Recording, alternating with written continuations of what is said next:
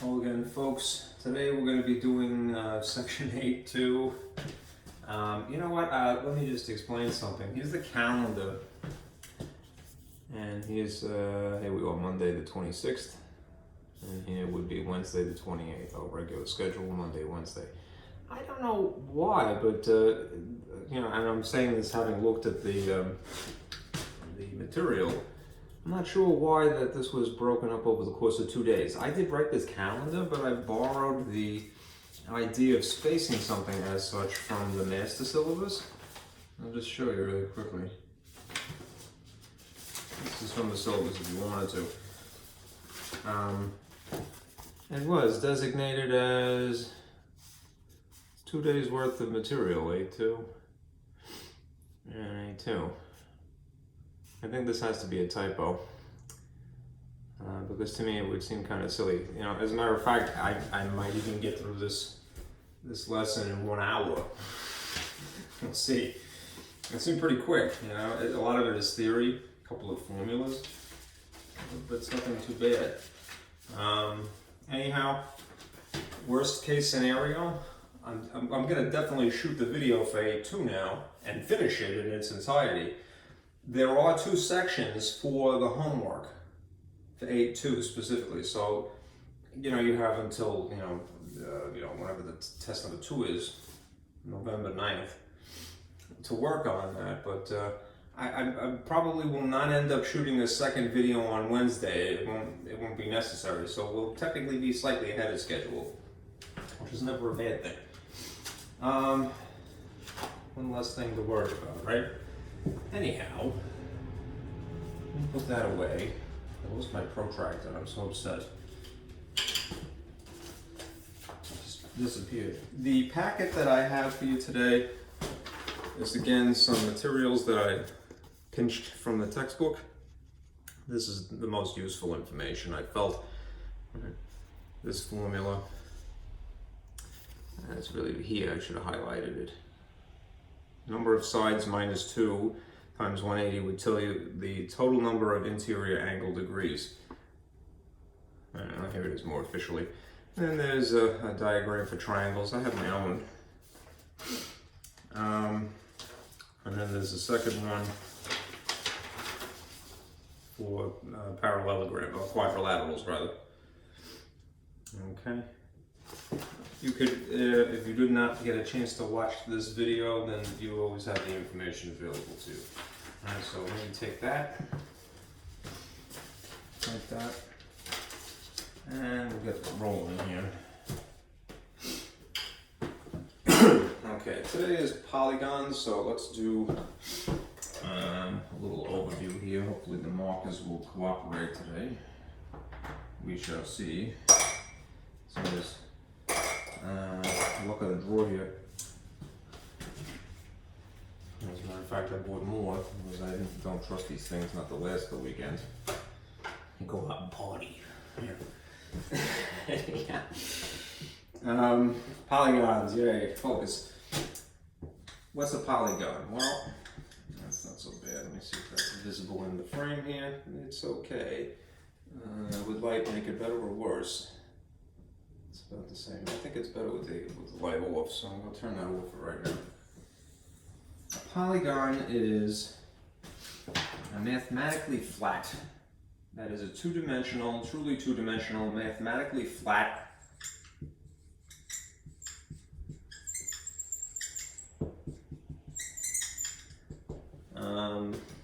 enclosed figure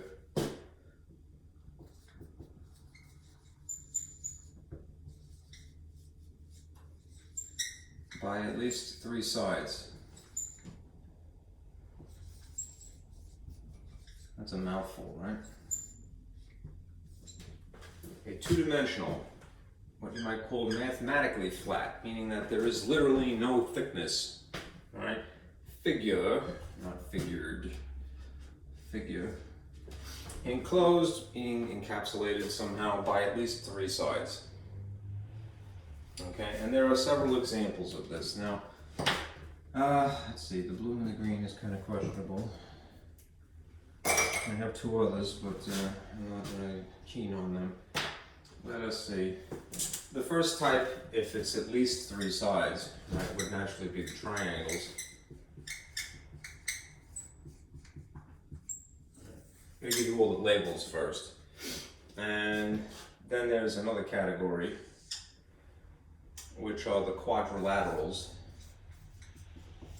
Quadrilateral.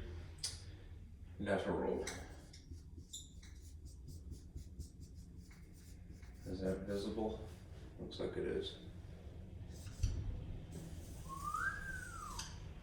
It's a Q, I swear. The light would be better. Okay. Quadrilaterals.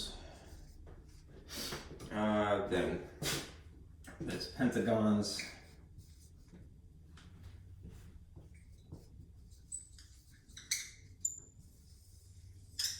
Hexagons.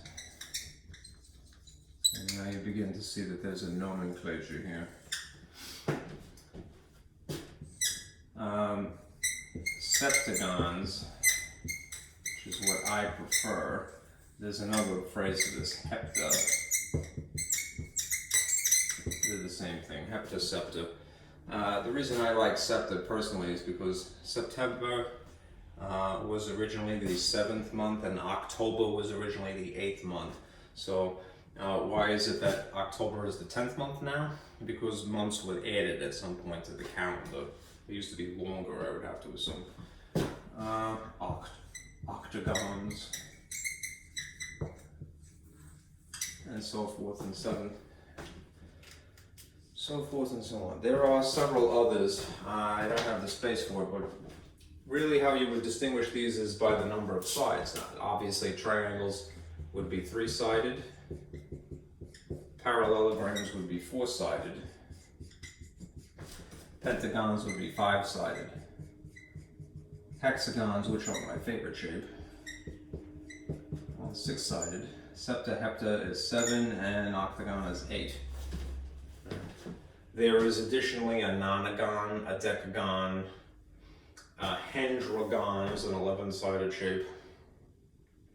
Maybe I'll squeeze them in here just for the hell of it. Yeah. See if this erases. Yay! That worked very well. That's not going to mess up my focus too much. Okay. I don't know if these are something you interact with too often, but nana, gone. Alright. Deca, gone. Hendra is 11, like I said. And dodecagon and Icosagon, which is, they get weirder and weirder the further up the chain you go here. This is dying now. Okay. Replacement. Do. Deca. Gon. And Icosagon. Sounds a little bit like some kind of alien, you know. The Icosagons are attacking. Beware. Alright. Nonagon is a 9-sided shape, a decagon is a 10-sided shape, a hendragon is an 11-sided shape, a dodecagon is a 12-sided shape, and an icosagon, if I'm pronouncing it correctly, is 20. Alright. Triangles and quadrilaterals are primarily what you're responsible for, but these other things exist, and there is kind of a nomenclature to them. You notice that after the 4-sided shapes, quadrilaterals, there's a suffix of agon, agon, agon, agon, all right, meaning a polygon, you know, many-sided shape.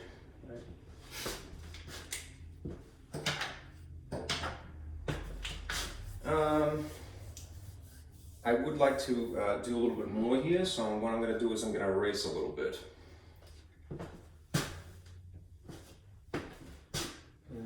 Let's see.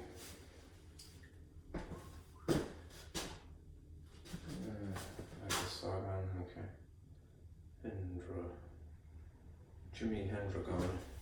Oh, you know what? Typo. Sorry. It's not Hendra. It's Henda. I want it to be Jimi Hendrix, but it's not. Alright. Have you ever been experienced a gone? Okay. Henda. These are some great passwords, by the way. You know, just put a special character on the end of that and you're good to go. Anyhow, we're going to be primarily dealing with these two type. Right?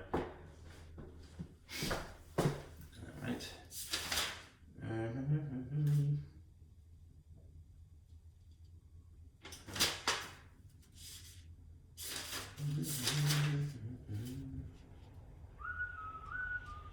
Let's discuss triangles first, because that would make sense. Right, so I will get rid of this and I'll continue. I'm hoping that I'm not smearing soap on my board here, because I had to clean my eraser very thoroughly and it's very smooth. But I'm a little suspicious now. I don't want to leave a film. So I'm going to just give this a good wipe first.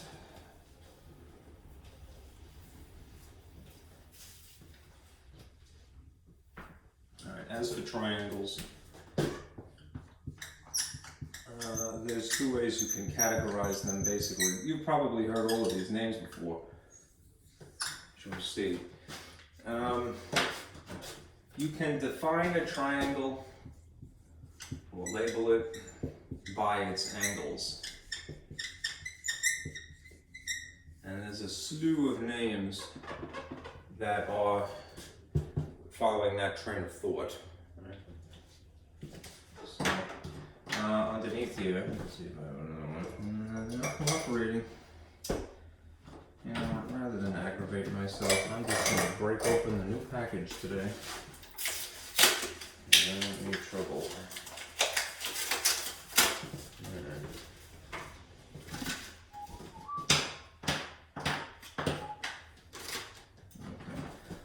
Those defined by their angles, you've probably heard this phrase, acute triangle. Is it so cute? Ain't you adorable? Alright.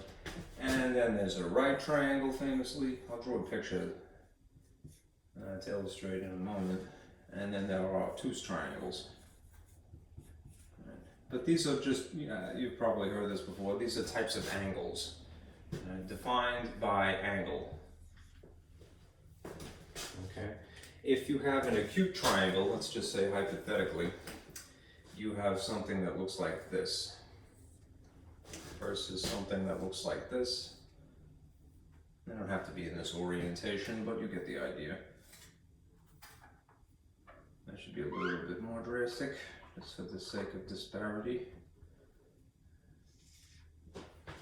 Alright, normally to non-verbally indicate that these are one of these types, they'll use the arc symbol for an angle. So let's say that this is an angle here, right? And this is a different angle. To indicate without actually giving a measurement, they will put two arcs. This is the second one, right? And then potentially three arcs over here. This is a way of signifying that these are three distinct angles, right? If something qualifies as being acute, right, what that means is that each angle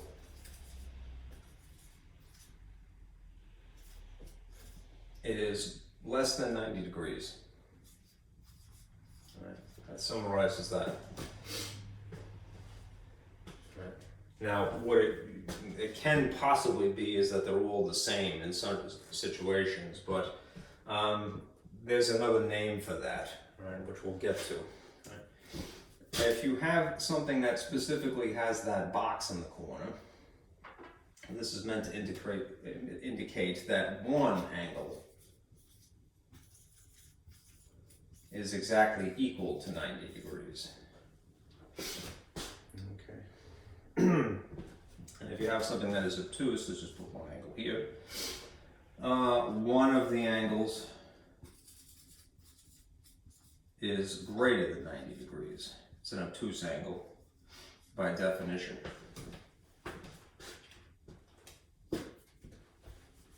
Now, in general,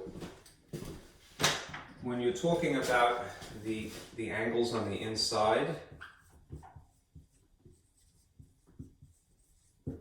they're called interior.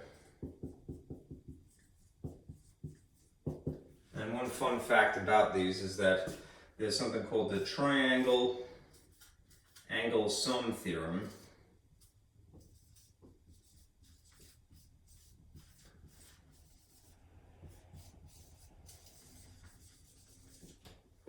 Which should really be more specifically the interior angles, which proves that they add up to 180. All right, as long as we're talking about two-dimensional surfaces. So, Euclidean geometry, just planes. You know, these are all things that could be on a plane. They're mathematically flat.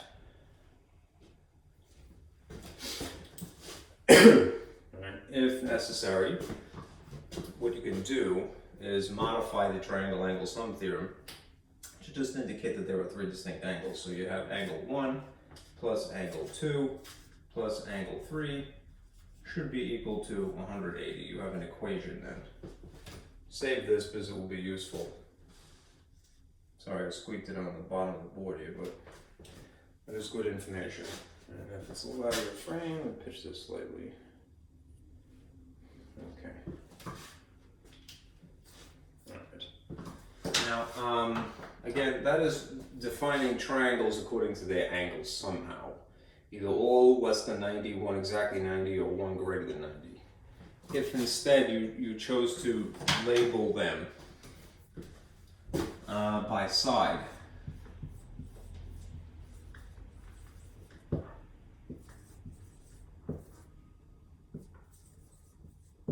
there's another 3.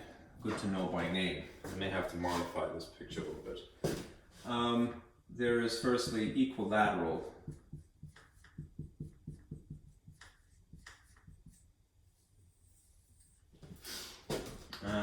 Then famously isosceles, which is my favorite. Everybody should have a favorite triangle, just like everybody should have a favorite shape in general, and a favorite number. And scalene. Now, just to point at it, on the handout there is the same information. So, you have that in theory. I like to draw my little diagrams because I feel that it is a good mental exercise. Helps you remember something when you write it, and you have organized it yourself. And it also summarizes this, I think, a little bit more intuitively. An isosceles triangle, an equilateral triangle would be something that looks like this. And I should really draw it a little bit better, more carefully. It's not perfect, but without specifying a measurement, if we wanted to suggest non-verbally that what we are dealing with an equilateral triangle, which means that it has all equal sides,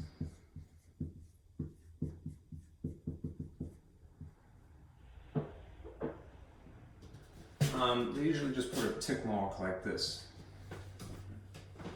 Looks like the flux capacitor. Anyhow, that side, whatever the number is equal to this side, is equal to this side. If they wanted to somehow insinuate whoever they is, that there are distinct measurements, then they would use a double tick mark and potentially a triple tick mark. Anyhow, it just so happens that equilateral triangles force the situation to also be equiangular.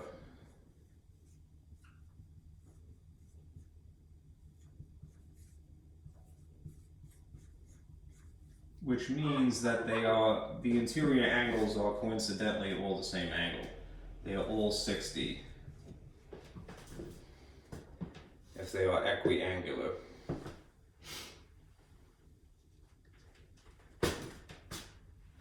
Okay. Let's see.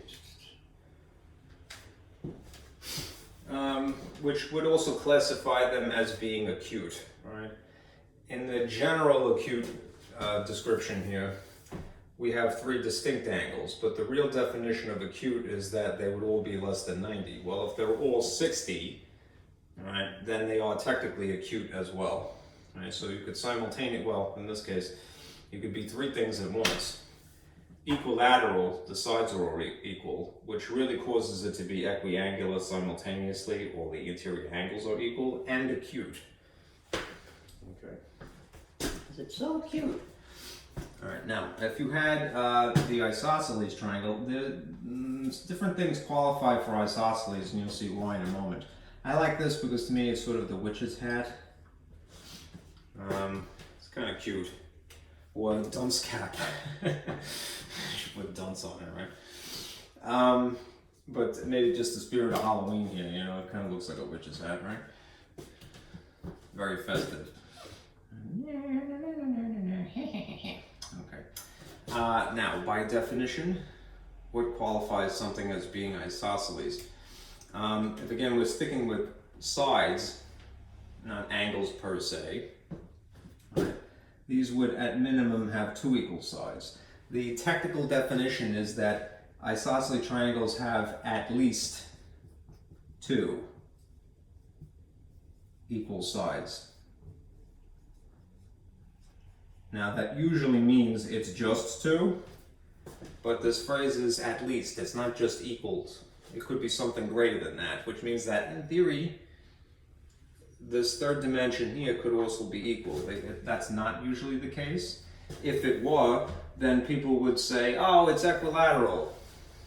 That would be a better description of it, right? All equal sides. But even equilaterals are technically isosceles. All right. Another fun fact here. You're not really responsible for this, but as insofar as the angles are concerned, what usually happens is this. You usually have two angles along the bottom here. These are known as base angles, and they are the same.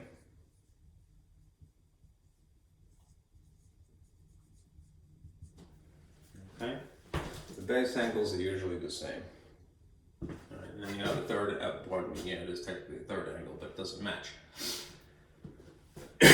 They are opposite of one another. Opposite of this side, opposite of that side. Not to digress, but one thing I neglected here. The right triangles you are familiar with probably from the Pythagorean theorem.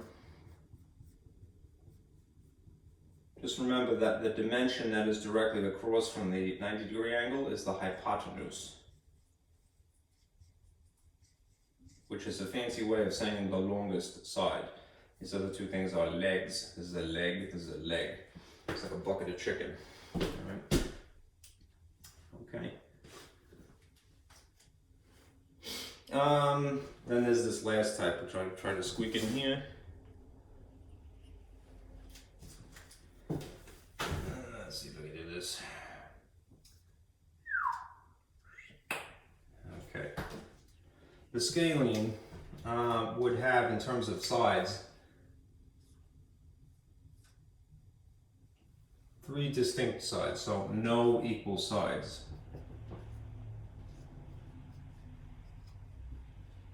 Again, if we're defining according to sides and not angles per se, I hate when it gets smudged.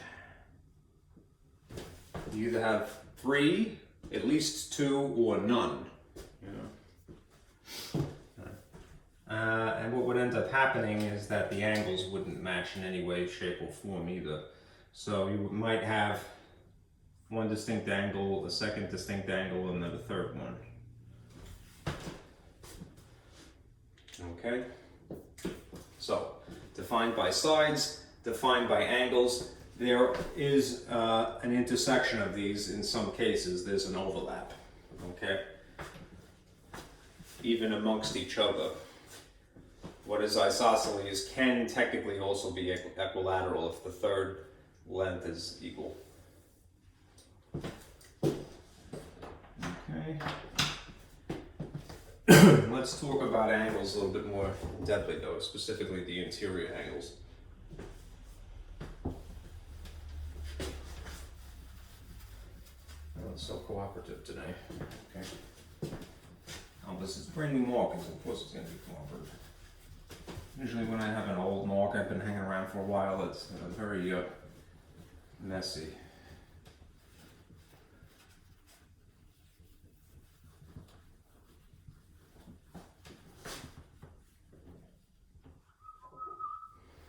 Okay.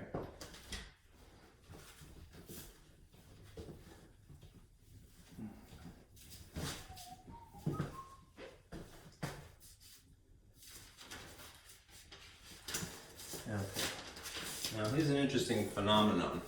All right. Let's start with this. Suppose you had two parallel lines.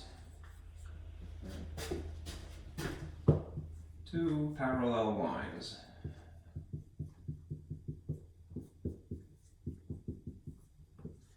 And they were cut by two transversals.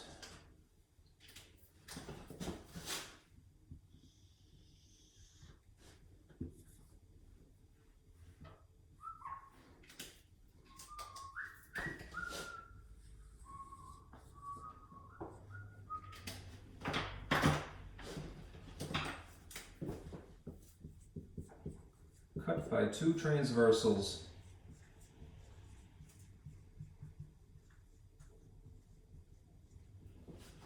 squeaking that in there. Right. And they intersect on one of the two lines. So let's just say hypothetically, if this was, just call it line 1 and this is maybe line 2. And they intersect, intersect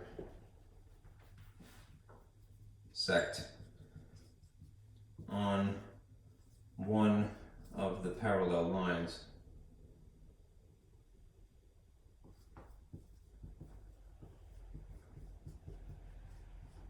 What do you get insofar as a shape is concerned? You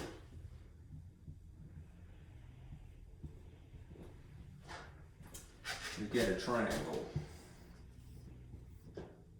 This forms a triangle.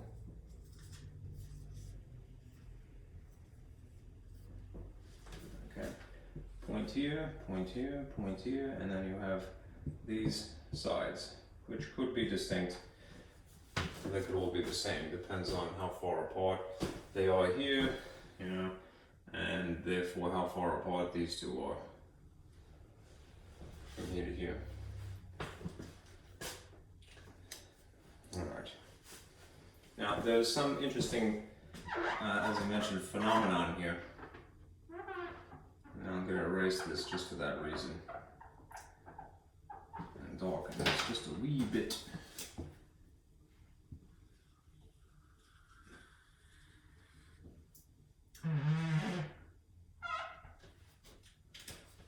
You remember from the last section, section 8.1, where we discussed alternate interior, alternate exterior, and corresponding angles. All right. Again, without any dimensions known, any actual measurements involved here, we could make some assumptions which would be correct. As long as we know that we have, in fact, two parallel lines. Right? Pay attention to just the red transversal for a moment. The angle here and the angle here would be corresponding.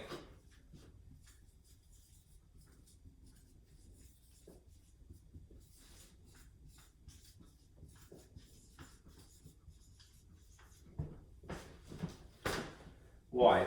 Because one of them is on the outside of the parallel lines, one of them is on the inside, and they are on the same side of this transversal.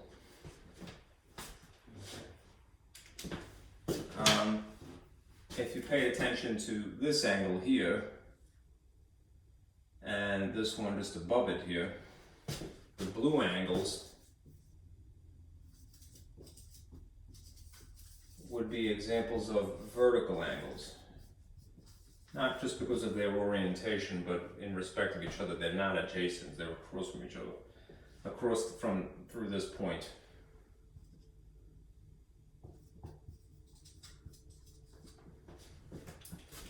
And let's see. The same could basically be said for this.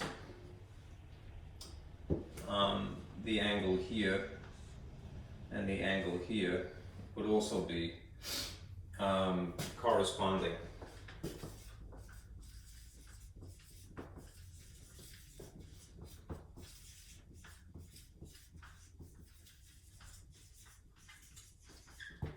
Okay.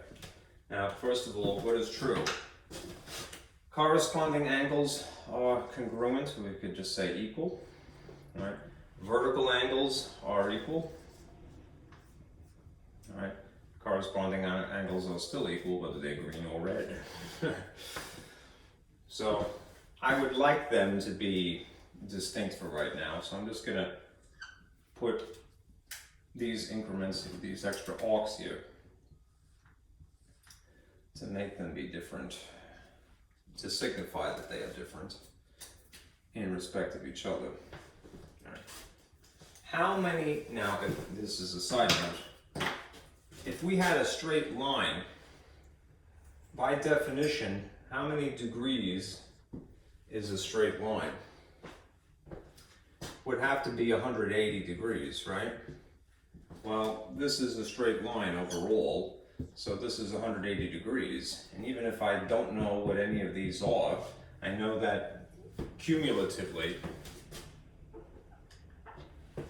they're all adjacent, right? One is adjacent to the next, and they form a straight line because these are parallel lines, right? So, together, the angles in here, which correspond or are vertical, right, have to be 180 degrees total as well. This is the basis of at least one incarnation of the triangle sum theorem, right? The triangle's interior angles equals 180 degrees. Right? That's the triangle angle sum theorem. Okay. Moving on, let me just erase this.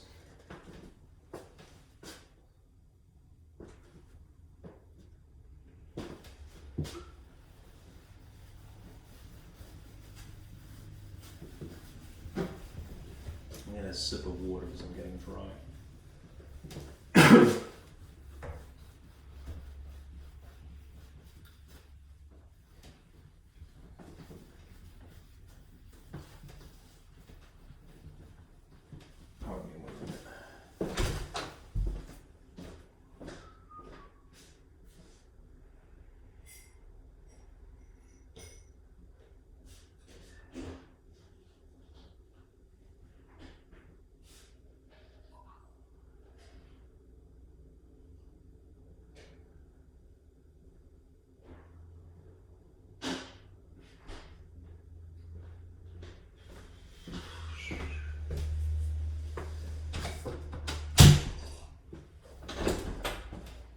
I drink too much coffee, but if I didn't, then I would not be alert.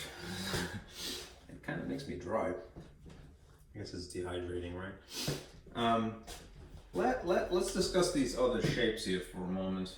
Here's a quadrilateral. I'm just going to refer to it as right now. And here's a hexagon. And here's a pentagon. What would happen if we cut a diagonal line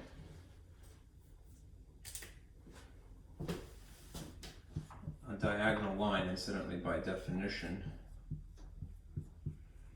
is a line drawn between, connecting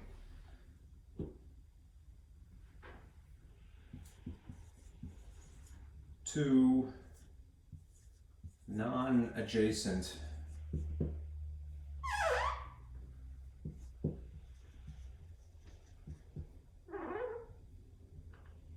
vertices.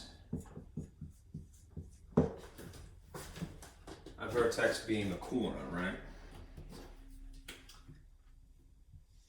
So in this quadrilateral, you can see that it has 4 vertices. There's 4 corners. They're not nice corners, but when is a corner ever nice? Let's draw some diagonal lines here connecting the non-adjacent vertices. If we were to take a diagonal line and draw it this way, it's going to connect this vertex to this vertex here. What shapes do you see as a result of that? It forms 2 triangles.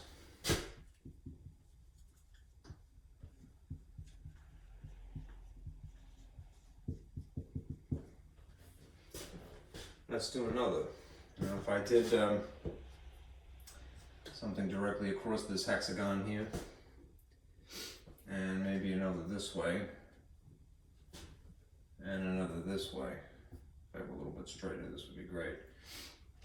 What shapes again do you see?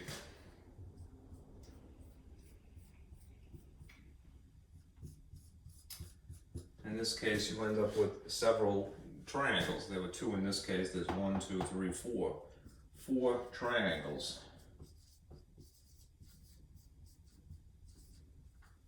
And we'll do this pentagon. Loop pentagon here. Okay. Fix that just if I can. Okay. And did the same thing. If I drew a diagonal connecting non-adjacent meaning if this is a vertex here, this would be the adjacent one, that would be the adjacent one. So I want to connect non-adjacent. Okay. What shapes again would you get? You would have 1, 2, 3 triangles. Whenever you do this.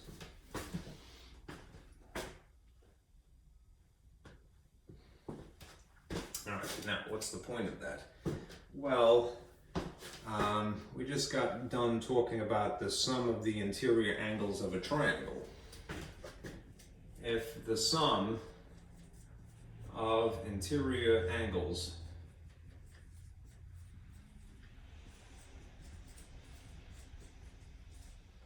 of a triangle equals 180, we could speculate as to what the total interior angles would be in each of these other cases.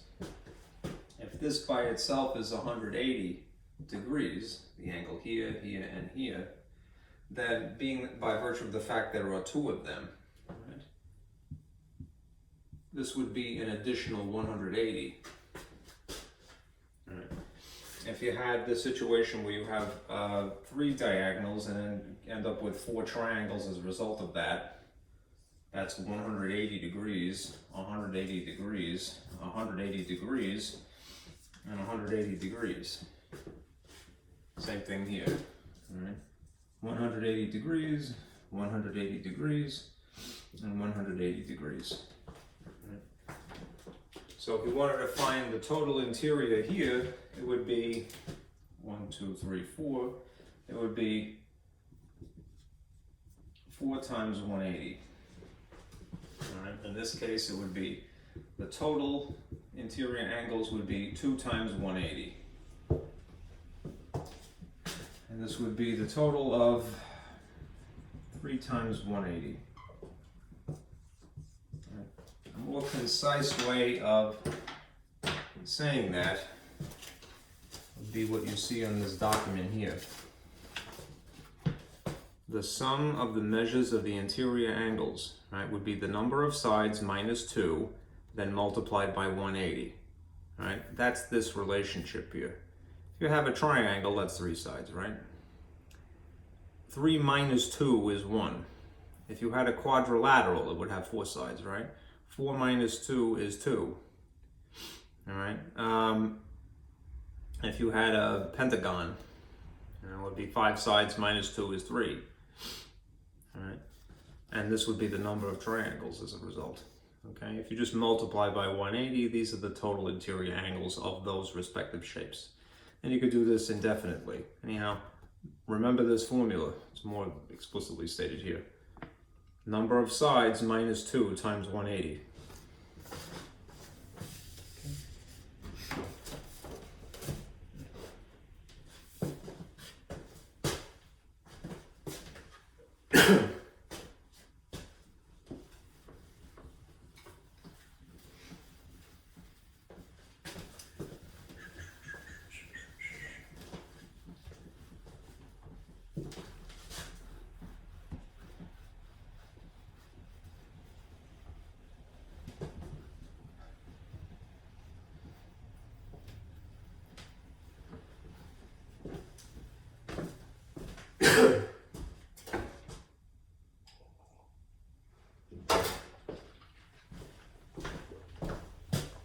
Let's do an example.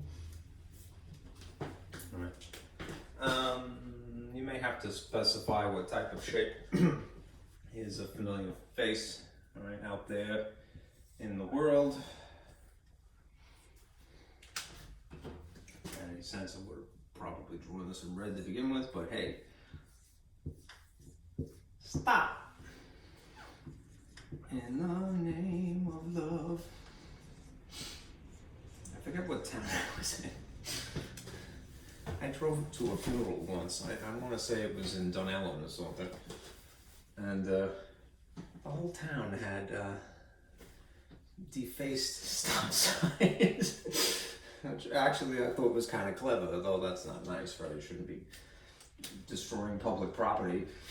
But one sign had that inscription underneath it in the name of just as you're entering the town. And there was another one. The other one was stop in the name of love is a reference to the Supremes, right? Another sign was don't stop believing.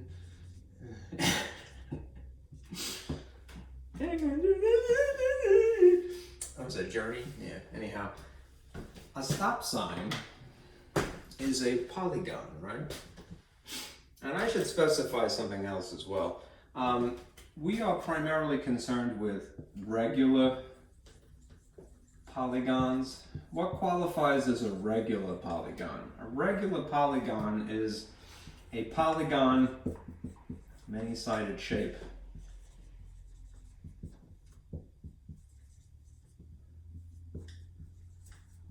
right, in which all sides are equal.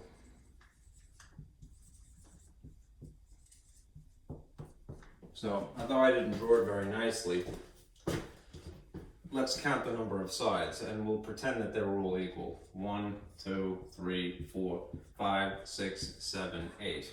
Right? A. What type of polygon is this?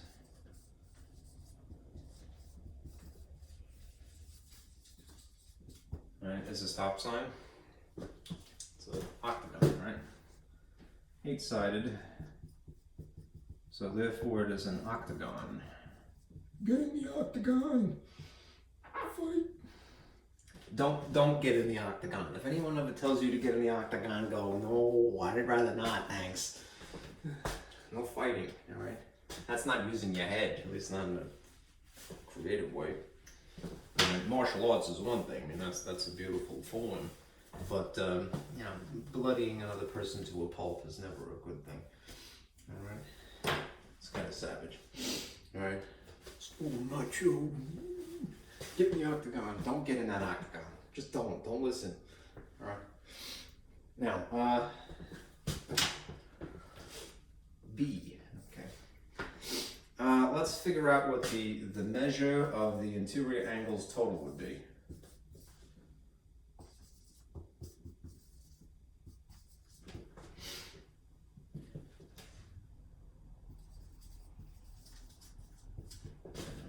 And then what the total would be. Sometimes we may have to do these things out of order, we'll see. Well, I don't have a protractor. Mine just sort of took a hike somewhere. And that would be not a good course of action to attempt to measure this, which I drew very poorly. But these things that I'm trying to emphasize in green here, these would be the interior angles of this octagon. So there's 1, 2, 3, 4, 5, 6, 7, 8. 8 angles in addition to 8 sides. Let us go ahead and take advantage of that formula. Right? That the total interior angle sum, or the sum would be a better way of saying it.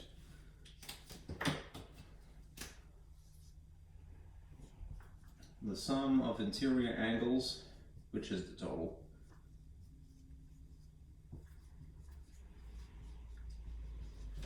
should be equal to the number of sides minus 2 times 180. Now we've already established that this is in fact an octagon, just a barely drawn one. So we would put an 8 here. An 8 minus 2 would be 6, and 180 times 6 would be 0, 48, carry the 4, 1080 degrees. So the total would be 1080 degrees. Right? If we wanted to figure out, again, we would have to assume this is a regular polygon, so all of these angle measurements would be the same. All sides equal, so therefore all angles equal. We would just have to divide this number by 1080, right? Or divide 1080 by 8. 8 goes into 10 roughly once, with 2 left over. 8 goes into 28 roughly 3 times, which is 24, and the difference is 4. 8 goes into 40 exactly 35. Right, pardon me, 5. So each individual interior angle is 135 degrees. Now, if somebody who was better planned than me drew a better picture to start with, that looks like this.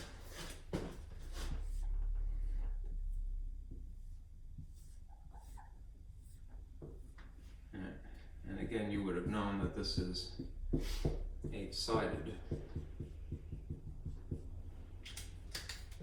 And they had a little line here. And they wanted you to calculate the angle here.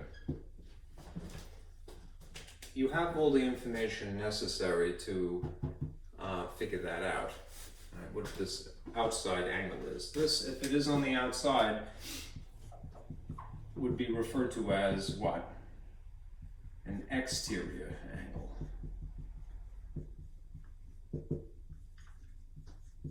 We already have established that each one of the angles in here, again I wish I drew this a little bit better, is 135 degrees. What is the relationship, if this is in fact a straight line, it really should be,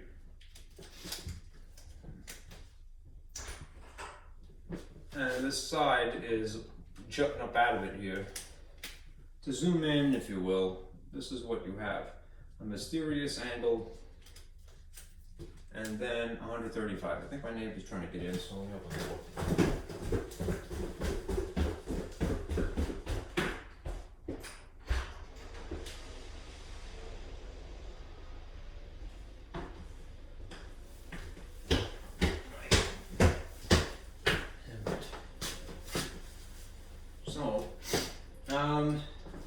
They have what? A supplementary relationship.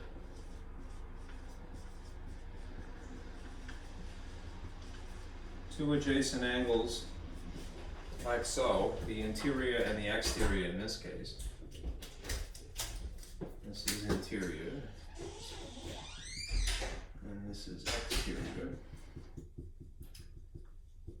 Two supplementary angles form how many degrees? Coincidentally, it's the same number, 180.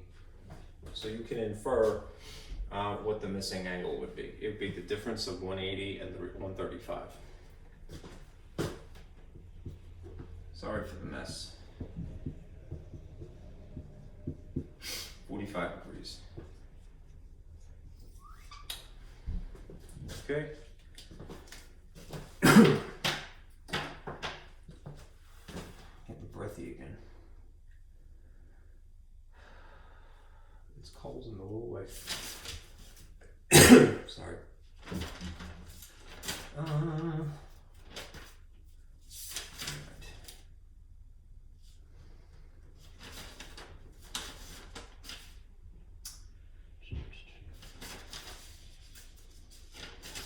Now,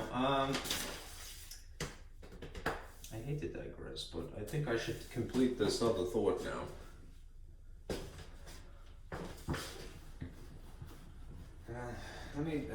I'll do similar figures as another section here. I should say it's another part of the same section. So let me discuss that first because it pertains immediately to triangles. And then I want to go back and finish a diagram just to specify some facts about quadrilaterals.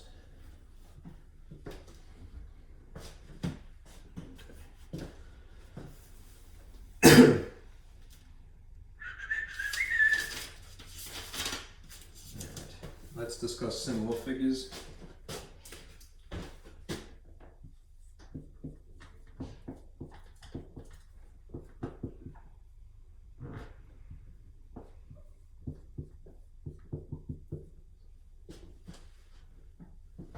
What qualifies as being similar figures? We're talking about two figures, two shapes, if you will, are similar figures if one, all corresponding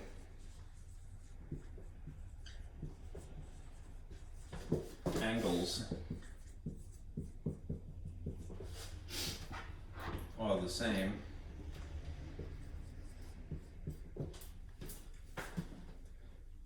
congruent is which we should say, and two,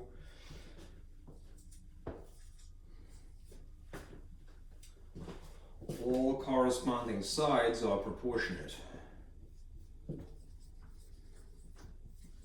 The operative term there is corresponding.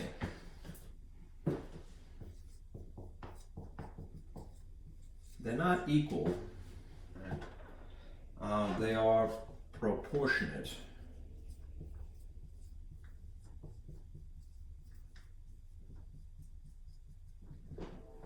The proportionate means that they may be larger or smaller in comparison to one another, but they're just off by a factor consistently. Larger or smaller by the same factor. It's as if you multiplied the sides of one of these two figures by some number, each of the sides. Okay, here's a picture to summarize. Suppose you had sort of a Scalene looking triangle like this. And just to give it some distinction, I'll give it some color here. Red is a cooperative marker. Here's a red triangle. Thought I drew it a little bit better. And then immediately next to it, you see what appears to be a smaller incarnation of it. I'll just make this blue. These would qualify as similar figures if, a couple of things, if all of the angles that correspond, like the angle in this corner here and the angle in this corner here, are equal. And if the angle here and the angle here correspond are equal. And then this third angle and this third angle. If they are all corresponding angles, this to this, this to this, this to this are all equal, move on to step 2. You can see that they're not the same size. So you can't say that they are equal, but you might say that they are proportionate. You know? what are the corresponding sides? Well, sometimes it's a little bit harder to see that, but this side and this side are corresponding.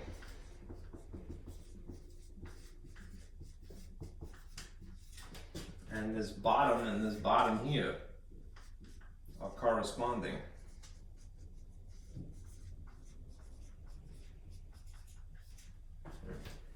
And in theory, although it would be a little bit hard to see, this side here and this side here, potentially, are corresponding.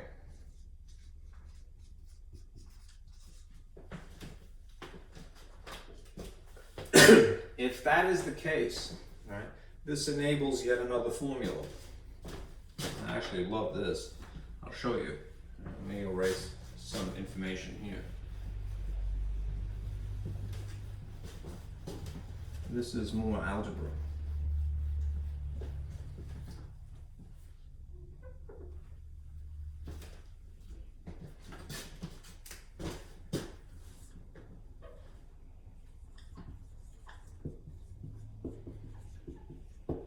This formula,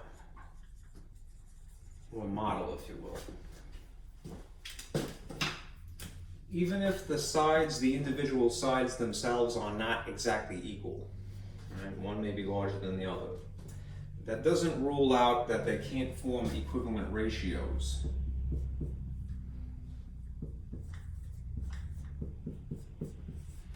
What is a ratio?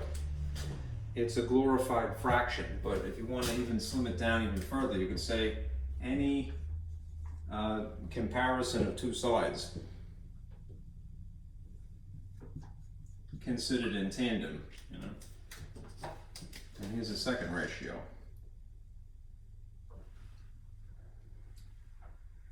Two corresponding sides. If you could create a ratio from scratch, all right, what is a ratio again? A glorified fraction. There's an obvious top, a line, and then an obvious bottom, all right? You just take any two sides at random, form a glorified fraction, and then strategically pluck out the corresponding sides in the smaller triangle, and perhaps a larger one, all right? You could form an equation. Together, these two things would form what is known as a proportion. Right? And the model would be maybe something like this.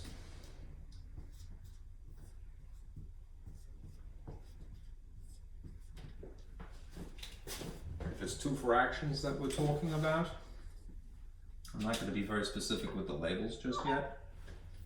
Just look at what it is literally. It's 4 holes that you're going to fill in, 4 voids where a number or letter would be. Right? And that's not too many, right? Especially considering you're dealing with minimally 2 triangles, which involves 6 sides at most, you know. 6 sides entirely. All right, anyhow. It would be appropriate for me now to sort of subscribe some labels here. So let me do that. Right, let me call this particular vertex, I'll call A, right? And then I'll go clockwise. And we'll call this vertex B and this vertex C. That was really slick. Okay. And in the smaller one, I'll call this D, E, and F. It would be a little bit easier to flesh out the skeleton now. You don't have to do the ones that I select per se, but just to get your feet wet. Let us say, since we're talking about side lengths, that we refer to them according to their corners, right?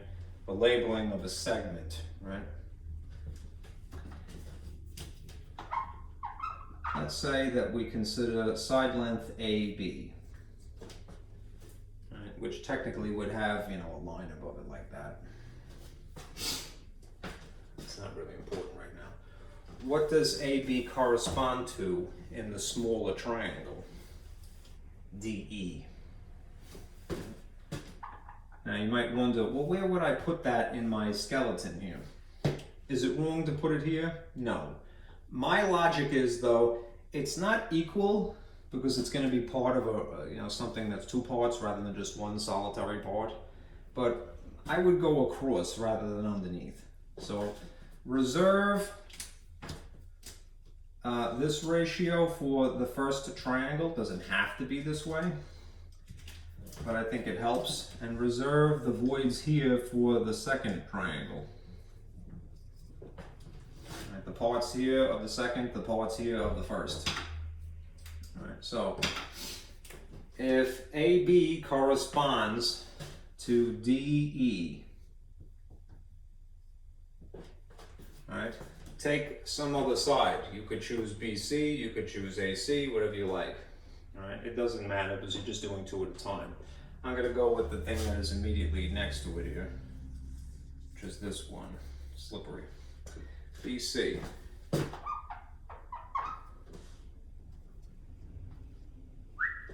What does BC correspond to in the smaller triangle? It would be EF in this case. EF, right? And this is the beauty of this. No, the individual parts do not equal each other. But if you consider them as a ratio instead, they are in fact equal. Right? That is the relationship to this top thing. The relationship of this top thing to this bottom thing is the same relationship as that between this top thing and this bottom thing. Proportions are fun, right? And very helpful. Okay? So, you don't have to stick with labeling like this. E and F kind of get you in trouble, right? Because of the similarity between those letters. But this is it. Okay? This is the basic idea. One ratio is a glorified fraction set equal to a second ratio, which is a second glorified fraction. If we're talking about, similar figures, we want any two sides from the first thing and the two corresponding sides from the second thing. They will form a proportion together. All right, let me give you an example and then I'll leave you alone. Oh, incidentally, how do you solve something like this? That's the most fun. To solve a proportion, you cross multiply.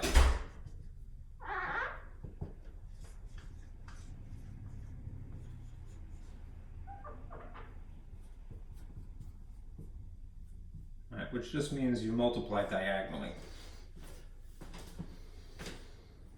Okay? Alright, let me give you an example of where this would be useful.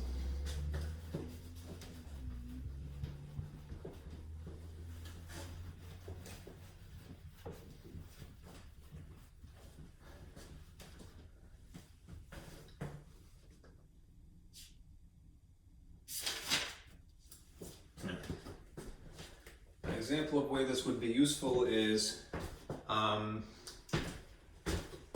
something called shadow reckoning.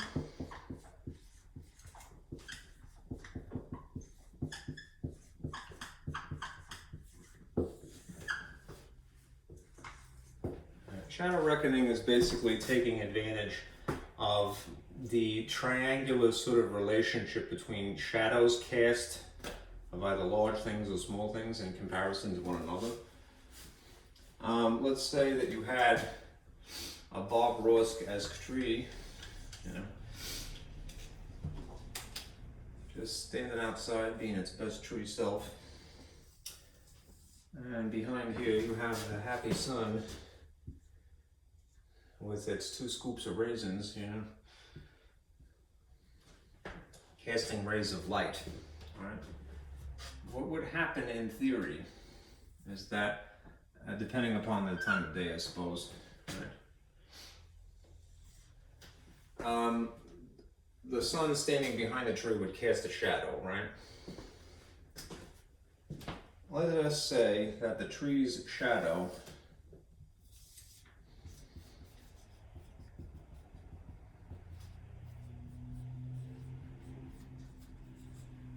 is, say, 45 feet.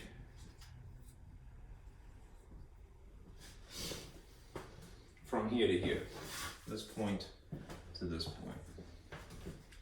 And just to make this a little bit better, I like happy trees, so I'm going to draw a very happy looking tree. Even with a line in its poor face here.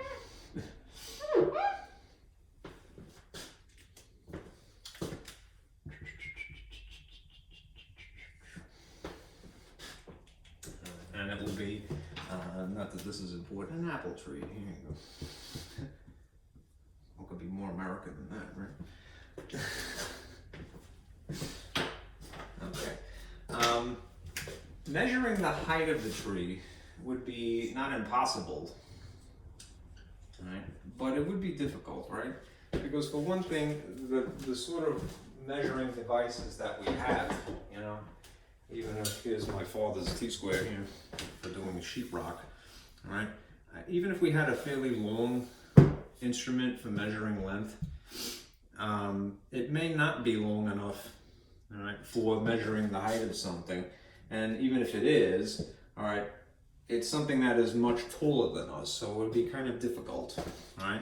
Measuring along the ground, on the other hand, is not too complicated because you're not fighting gravity in the process. Even if you had to lay out your instrument, whether it's a tape measure or something like this, you know, in several steps, right? You can, right, slowly but surely get to the end of the shadow. All right, so let's say that the shadow of the tree would be something like 45 feet. We could, by virtue of proportions, perform what is referred to as shadow reckoning. That is, predict the height of the tree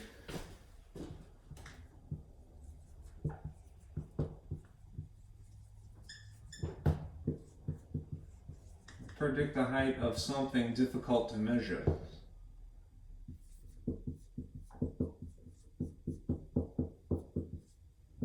To measure directly.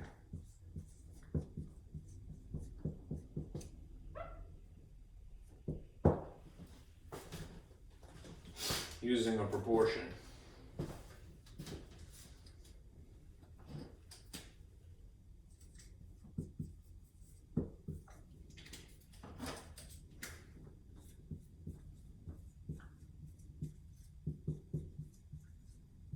Equation.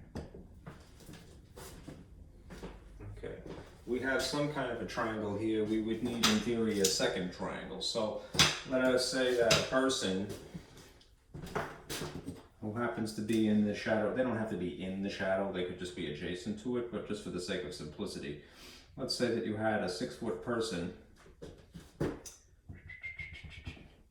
who is standing in this same shadow, right? And that this person, who has a known height of 6 feet, simultaneously casts a shadow of 9 feet.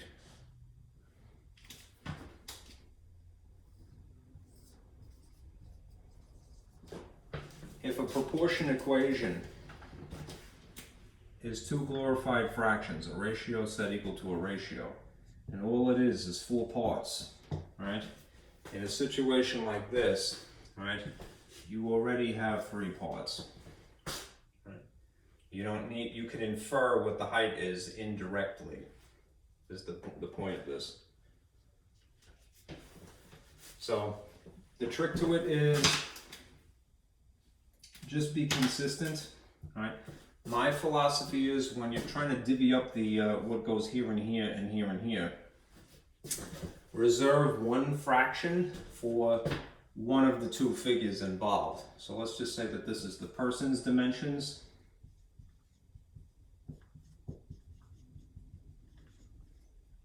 It's really just their height and the shadow length. And then reserve this for the tree dimensions.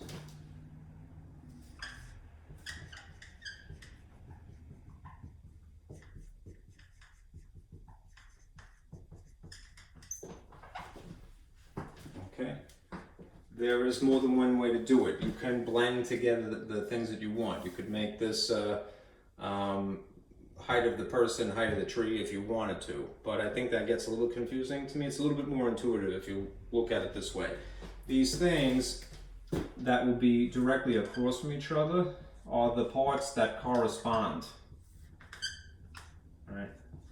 Sort of reading in an intuitive way of left to right. Right? So, just be consistent in how you arrange them. If you're talking about height, maybe do it across the top. If you're talking about shadow length, do it across the bottom. So in general, let's follow this logic. Okay, consistently.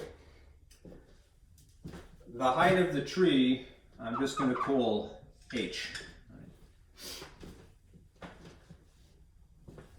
The height of the person, which corresponds, would naturally be 6 feet. So I'll abbreviate it as FT. Sticking with, I did it backwards, didn't I? Yeah. Did not take my own advice. Let's go with H. Okay. Person's dimensions 6 feet, height of the tree H. Okay. Shadow length of the person 9 feet. Shadow length of the tree 45 feet. Alright, and now we have an equation. It's algebraic. As you know from dealing with algebraic equations, if you have the majority of information, we have 3 out of 4 parts, then it's totally doable. All right. For lack of a better phrase. How do you solve a proportion equation? You solve a proportion equation by cross multiplying. Like this. So I always draw these loops. 9 feet times h, in theory, then you write out what it is. 9 feet times h. And I'm going to put a dot just to make it distinctly. These are the 2 parts involved. All right. Is equal to the dimensions this way. Incidentally, you could cross out the feet because it would simplify that way if you like, but I'll show you what happens if you don't. 6 feet times 45 feet would be on the opposite side of this equation. Okay?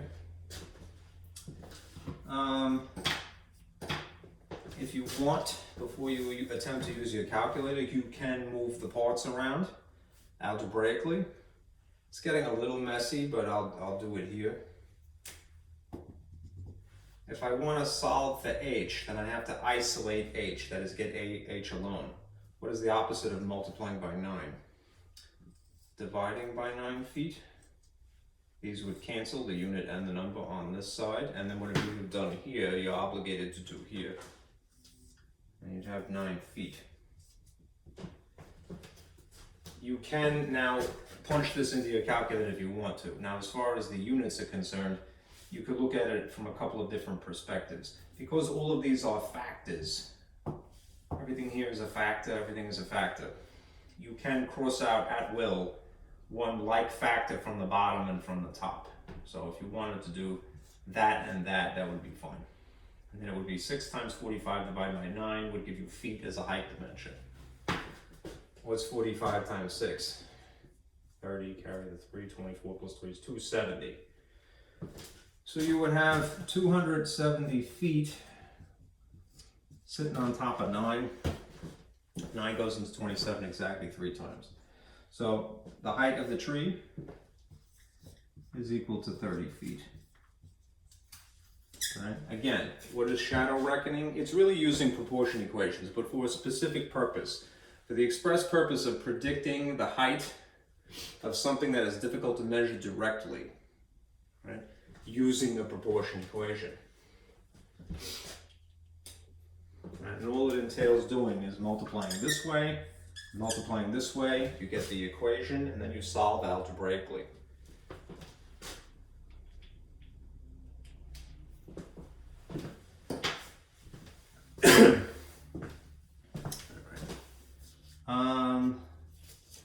me go back and fill in the rest of my diagram from earlier. It'd be appropriate to do that now. Okay, this is more theory.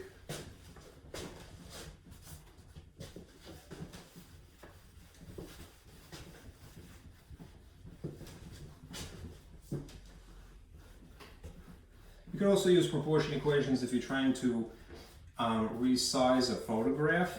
I used to play around with Microsoft Paint years ago, and Paint, although I love it, is not too complicated a piece of software insofar as its tools. All right, it doesn't allow you to do too much. Right? One thing it can do is enlarge something or shrink a photograph. If you want it to not distort the picture so that you end up with a stretched face, you know, this way or this way, you know, then there used to be a way to go into the one of the menus and then change the ratios of the pixels, the horizontal and vertical. All right. Being aware of proportions would save you a lot of trouble of having a bad photograph. All right. Anyhow, I had drawn you this diagram earlier, and I'm just going to put back what is essential at this moment. Polygons. We discussed triangles. And then I mentioned that there were several other things, but what's important now are quadrilaterals.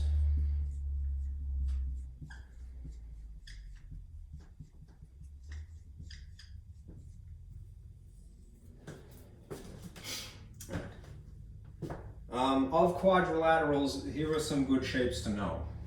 All right, the two subcategories, remember quadrilaterals, instead of being three-sided as in the case of triangles, quadrilaterals is upping the ante one extra side, which is four-sided. All right. You can have something referred to as a trapezoid, which not my favorite shape, but I've always laughed at that phrase, trapezoid, because it sounds so alien, right? It sounds like the kind of thing from Star Trek, you know, like the trapezoids are attacking, you know, beware. And there's a certain description of this, but before I get to it, there is the next thing, a parallelogram. Parallelogram, that's how I remember how it's spelled. Used to be a candy bar called Caramello, which I never really liked, but they had a cool kind of commercial back in the day. It was sort of a new wave-esque kind of candy commercial. And they used to call it Caramello, so it's parallelogram, you know. Stretch it out. Okay. Anyhow. Quadrilateral, convince yourself, is more or less an overarching general term. And as we go down this diagram, you'll see greater and greater specificity. You know? So, what qualifies as a trapezoid? All right? When you have strictly one pair, one pair, is that visible? It's a little hard to read.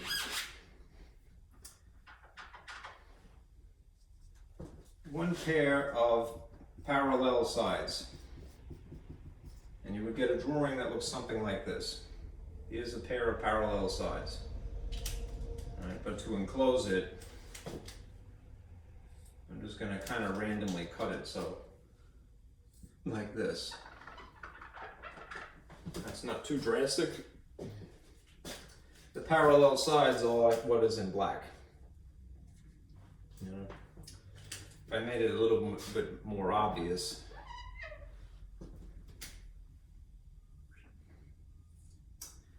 it doesn't have to be angled this way. But just pay attention to what's in black. There are two parallel sides, pardon me, one pair is two sides, right?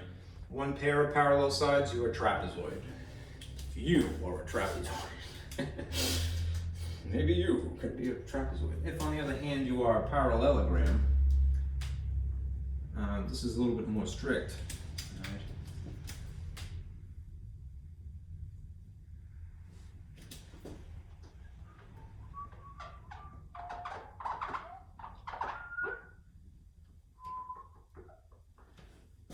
you would in fact be two pairs of parallel sides, and they usually signify it this way. A lot of arrows they would draw, indicate the direction of the lines, or that they are parallel to each other. This would be two pairs of parallel sides. This is, in other words, if the quadrilateral is a general phrase, this is more specific. Alright, and this is more specific.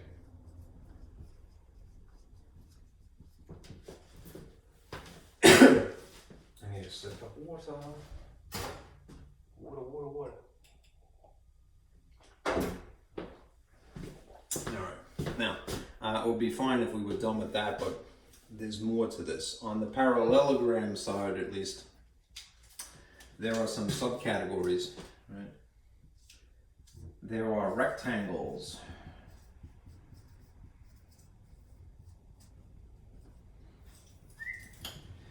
And then there are something called rhombi. That sounds like a politician, right? Mitch Romney, right? Romney, I think his name was, right? Yes, Romney. Right. Rhombi, or I'd hate to say this because it doesn't sound like correct. It's not correct Latin, I believe.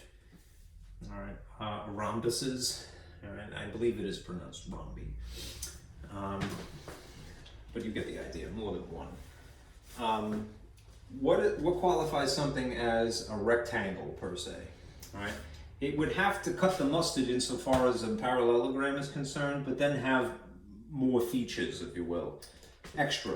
So it would be two pairs of parallel sides and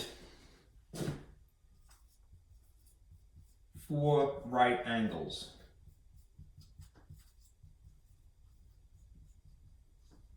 Also, and. All right, so how would that look? Well, here is your pair of parallel sides. If I can just draw straight, would be great. Running this way and this way. And here's a second pair of parallel sides. Maybe running this way and this way.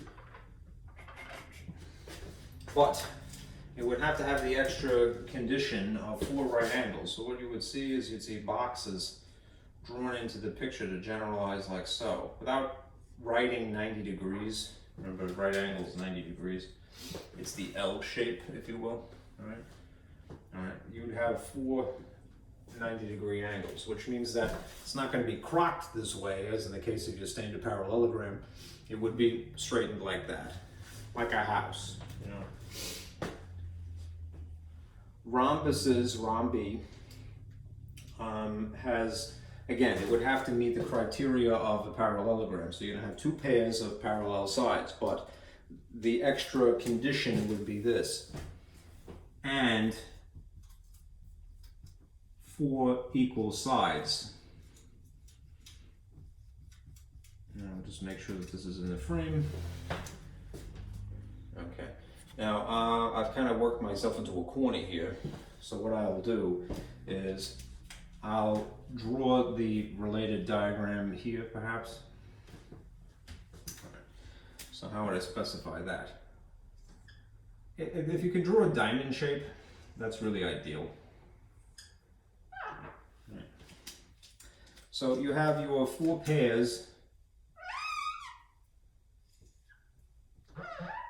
pardon me, your two pairs, which is four sides, of parallel sides. You have two running this way, and then maybe two running this way. It doesn't have to be oriented so that it looks like a diamond, but I tend to like to do that myself. And we would signify that the sides are equal by putting a tick mark here, like that. And for those of you who are familiar with electronics, know these are not diodes. Okay. That's the electronic symbol for a diode, coincidentally, but it's not. I'm not talking about electronics. Okay. tick mark, tick mark, tick mark, tick mark. Looks like full grid rectification. No, not quite. That's not really oriented correctly, I think. These tick marks are just indicating that there's 4 equal sides without specifying some actual measurement. Anyhow, the angles, all right, would end up being this. There would be an angle perhaps here and here that would be equal to each other, but then an angle here and here which are not the same. They would be, equal to each other across, but not that, they wouldn't be equiangular at the same time. Right? If it were, then you would have even more specific case. Right? These are each even more specific.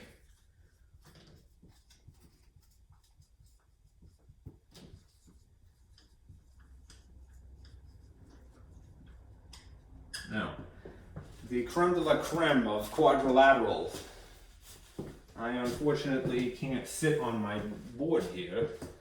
So what I'm going to do is I'm going to do this. I'm going to sort of duplicate what I have here and then erase a little bit. You don't have to do that, but I do.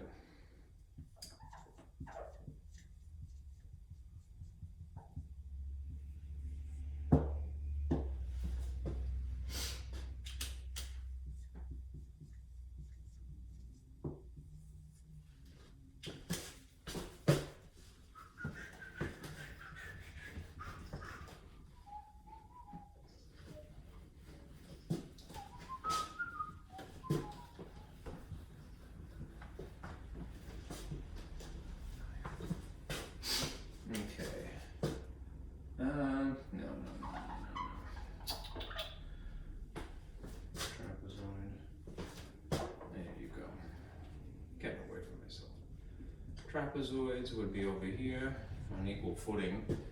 Parallelograms would be here, right? And then there's rectangles that just got through, and rhombi.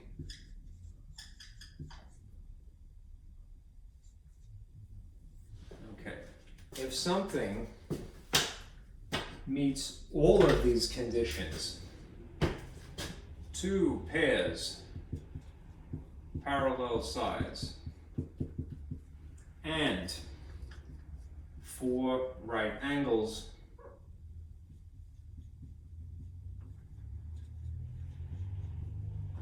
and 4 equal sides, they are the ultimate in specific.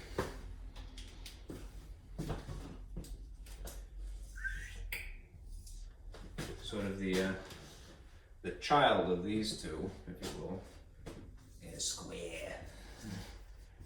It's funny because an antique sort of insult is to refer to somebody as being a square, right? He's a real square,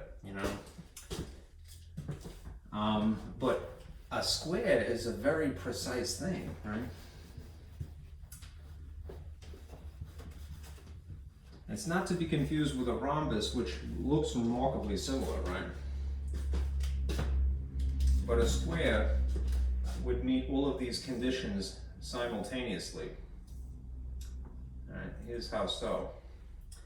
It would have, as I mentioned, 2 pairs of parallel sides. So you'd have some side dimensions running like this that are the same. They're parallel, I should say that way. And a second pair of parallel sides that are running this way. And 4 right angles, so there'd be an angle here, an angle here, an angle here, and an angle here that would be right.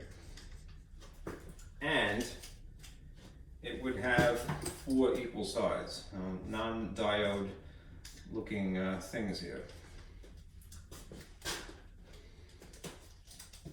So it's a parallelogram. It has 2 pairs parallel sides. It's a rectangle, right? So it has 4 right angles.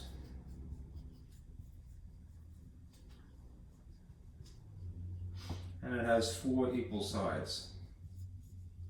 It's the ultimate. Simultaneously, this is what a square is. Not too shabby, right? How is a rhombus different? It doesn't have the right angles. It has some pairs of angles that are equiangular, but not all 4 are equiangular. Okay. One more problem and then I'll stop.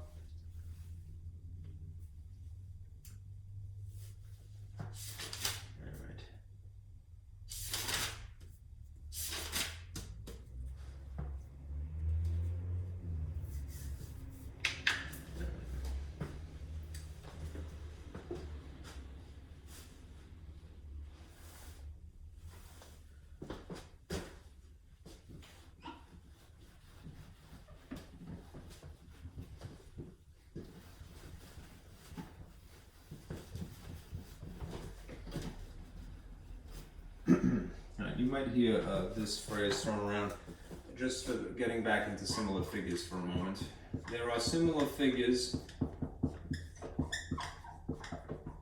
this concept, and then there are congruent figures. Congruent.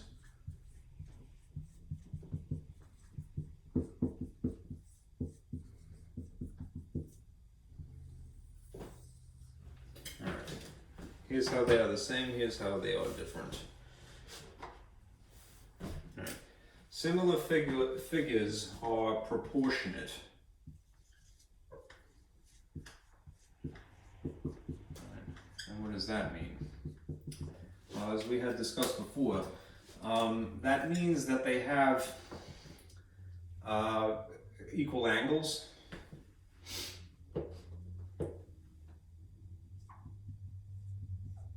Equal angles because they're corresponding.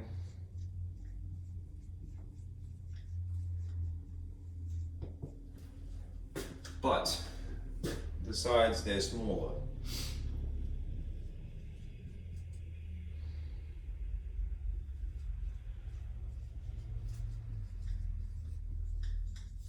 So maybe a less verbose way of saying this is the equal angles only, but not the same size. In terms of their side lengths. Corresponding side lengths. Okay. Equal angles only, not the same size. One is larger, one is smaller. Congruent figures, on the other hand, are completely equal.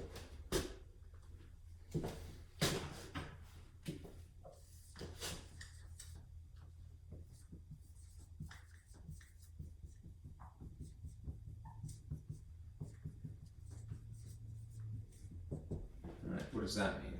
Right? It means they are equiangular. Well, we're not getting into that, right? Equal sides, equal angles.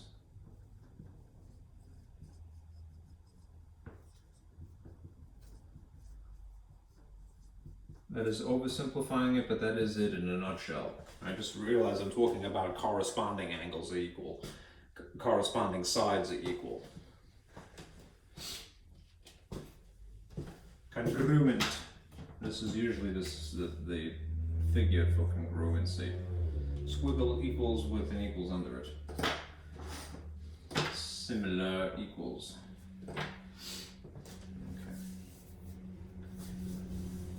Okay, let's do one more example and then we're done.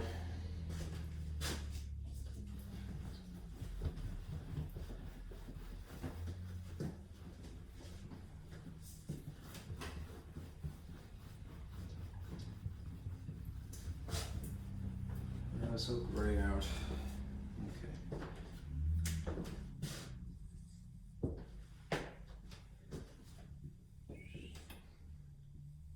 Measure a sort of trapezoid-esque looking thing here. Ugh, that's terrible.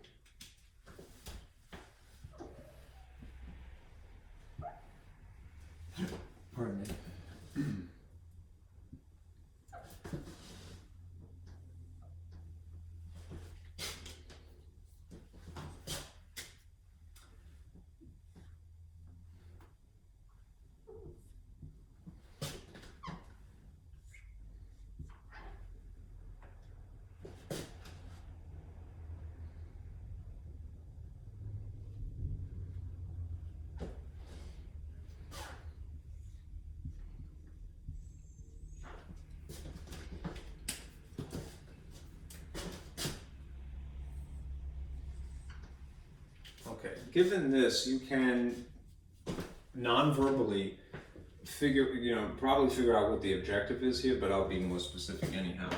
All right. Here you have a sort of quadrilateral shape.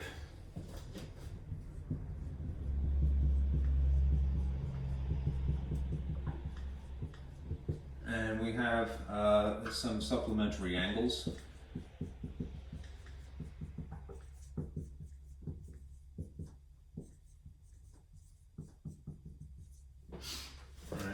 And we have limited information, but we have some abbreviations. If we see that there are boxes drawn here and here in the corners, what could we assume? We know that these are right angles.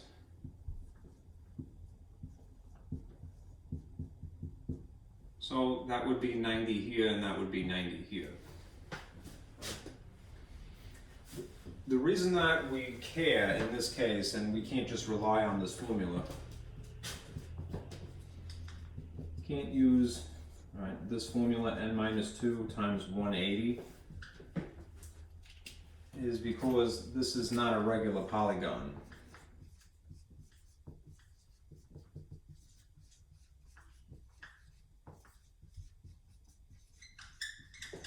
If we knew that this was a regular polygon, in which case all of the sides would be equal, and therefore all of the interior angles would be equal, then we could go and use this. But for right now, we're stuck not using that.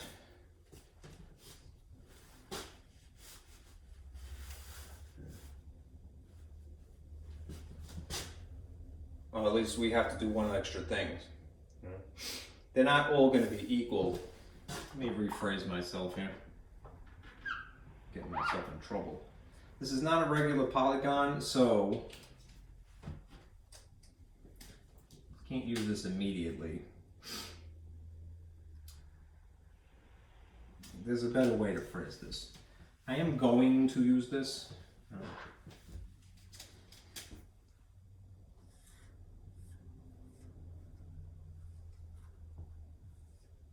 But we have to bear this in mind, that this is not a regular polygon. Right?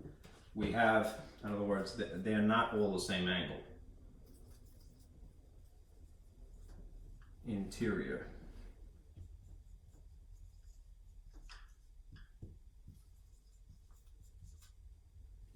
All right. Just beware of that. Okay?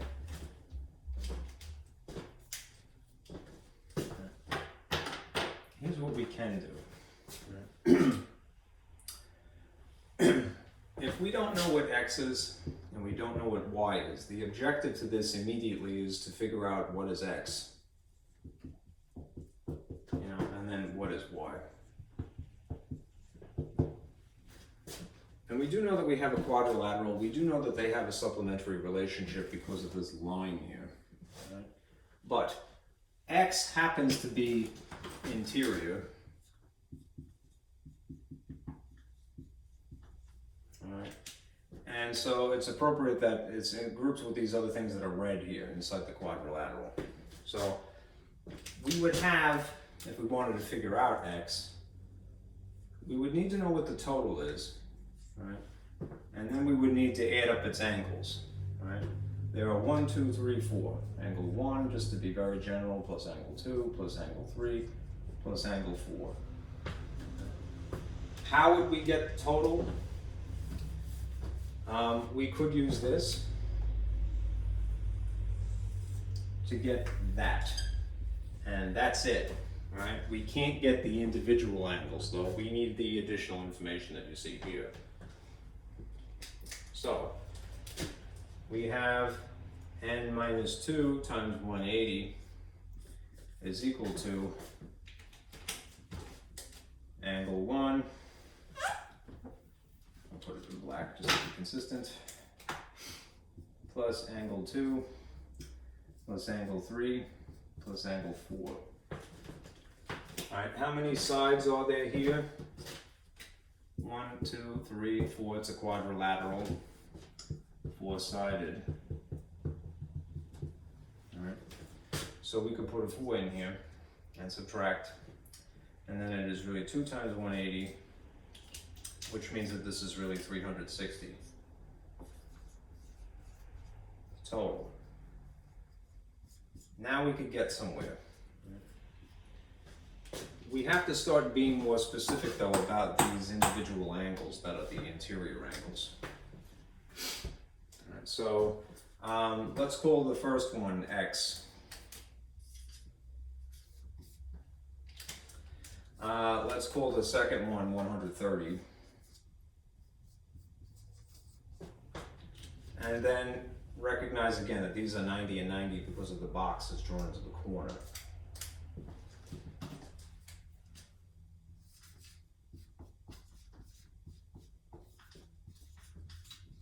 We have the majority of information which is necessary to solve an algebraic equation, which is coming into, what's the word?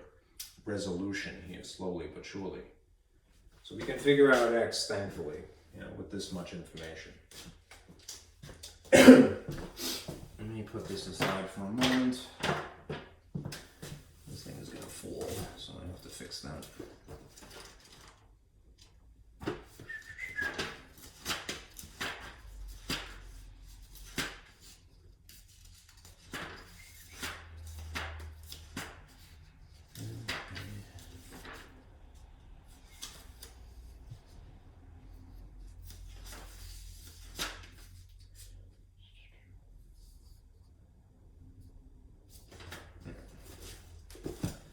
Anyhow, let's combine what we can on one side of the equation, which means it's just pretty much arithmetic in the usual sense. This is, if you combine the 90s here, you'd have really 180 that you'd have to add to 130. Right? 180, 130, 0, 11, 310 is what you have. So you have 360 is equal to X plus 310, right, from combining those things, the things that we could. And now we will, having done the arithmetic, we will play the game of algebra, which is to solve for X by isolating it. I like to draw tables, so I'm going to draw a little table like this. This is the equals to separate out sides. If you want to justify moving 310 from where it is over to the opposite side, to figure out X, we do the opposite operation. The opposite of adding, of course, is subtracting. So we're going to subtract 310, it cancels, and if you did it there, you're obligated to do it here. 310. Right? What is the difference of 360 and 310? 50, right? 50 degrees is what X is. So I'm going to just insert that in my picture. All right. If, in recognition of the fact that these are supplementary angles, and that supplementary angles equal 180, this would be y plus x, right? Instead of saying angle y, angle x. So we would need to subtract 50, y would be equal to, coincidentally, 130 degrees. And that's that. Okay. Now 45, which is almost normal. That is section 8.2. All right. Again, because the schedule is a little overzealous, all right, I'm not going to shoot a video for Wednesday, so you're not going to hear from me. I'm just continue to work on your MyLab. All right. Assignments. There are two, nonetheless, there are two homeworks, right?